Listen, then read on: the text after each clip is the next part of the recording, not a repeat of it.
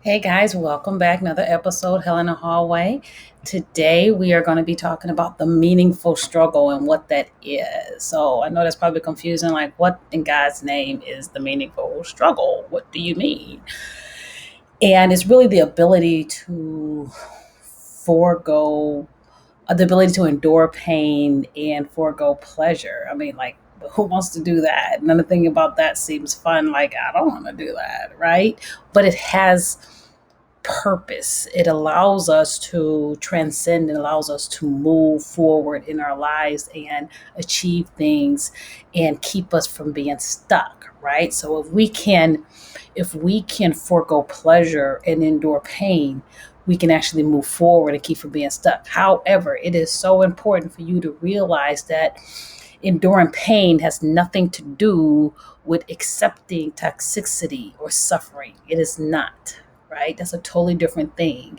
This is more about sacrifice and sacrifice of time and foregoing comfort, because comfort is the death of transcendence, right? Because we seek comfort and we're always seeking to be comfortable. But if that is what if you're looking to really endure, if not endure, if you're looking to move forward, to transcend, to become unstuck, you got to forego comfortability.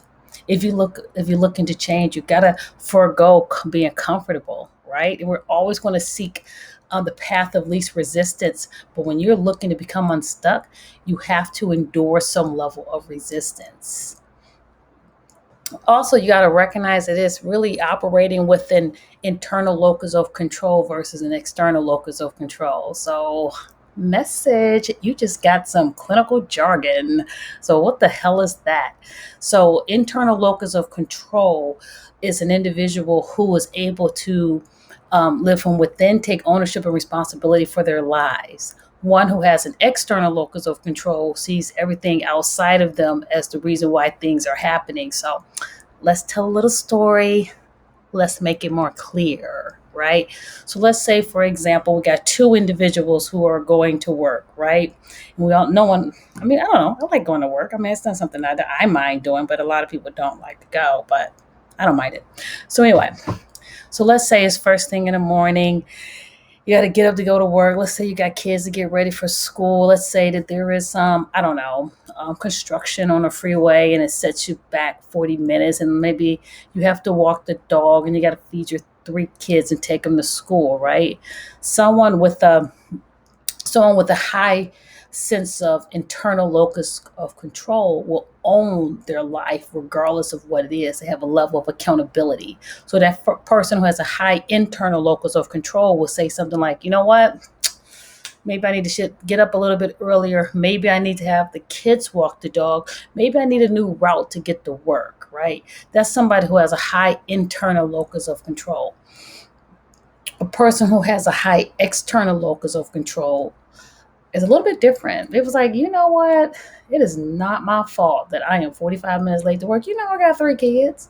You know, it take me 45 minutes extra to get to work because of traffic. And I got that dog.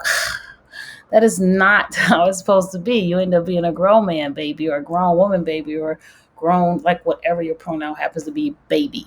But the point is that as you have more of internal locus of control, you are able to navigate your life. That's where change happens.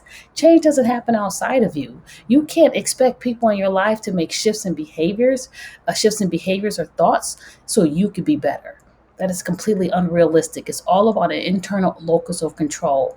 And one of the biggest things I ask my clients is, how do I get them to move from outside of them and go inside? Let's talk about you. Let's talk about how you can make the shift, right? If you don't like what Aunt Pearl says, then, get away from Aunt Pearls, or you can let Aunt Pearl know you will never shift her, right? You won't get to work on time until you figure it out yourself. You're not going to make traffic stop. You're not going to make the construction stop. You're not going to do that, right? You still going to have them three kids unless you do something like, I don't know, get rid of them, which I wouldn't advise. Not a good idea. But you want to make sure that you have a high internal locus of control. Okay? So that's that. The next one, maybe not being able to endure pain or not being able to forego pleasure is because you're scared, right? Maybe you're fearful. Maybe that fear is keeping you from seeking your purpose over potential. And my goodness, folks, right there is a gift. Okay, because you want purpose over potential. And why do you do it? Because we're always seeking our potential, right? We're always saying, oh, he got a lot of potential. We're always seeking people with a lot of potential, but we're not seeking people who operate in their purpose. Okay, purpose is what we're called to do. Potential is our capacity. So which one are you doing? Are you seeking purpose? Are you seeking potential? Which one it is? Which one is it? Right? If you're trying to go through this meaningful struggle for potential, you're gonna struggle for real, and you're gonna suffer. Is what you're going to do because the road to potential are many. They're in abundance, and that's actually not a good thing. It actually makes me think a bit of the menu from Cheesecake Factory. That's right. I can't stand that menu. It's like 50 pages long. It's really overdone. They only really need a few pages because really I only get the same thing every time I go anyway. Lettuce wraps. But anyhow, my point is that if you had like 10 roles with your potential and someone tells you one of these roles will lead to success, now you're going to struggle. You're going to struggle because there's 10 roles. There's too many options. Which one? Which one? Which one? And it's all about potential. It's all about your capacity. It doesn't mean you need to do all things. Doesn't mean you need to do anything. I have the capacity to do a lot of things, but it doesn't mean I need to be doing them, to be honest with you.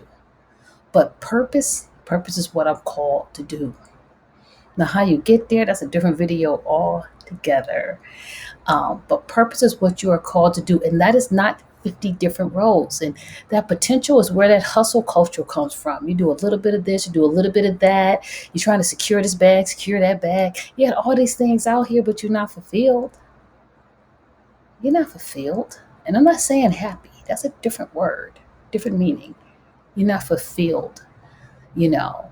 So that grind culture, hustle culture comes from potential, where you got people with 8 lines of businesses that none of them relate to one another and they feel like they're going nuts, right?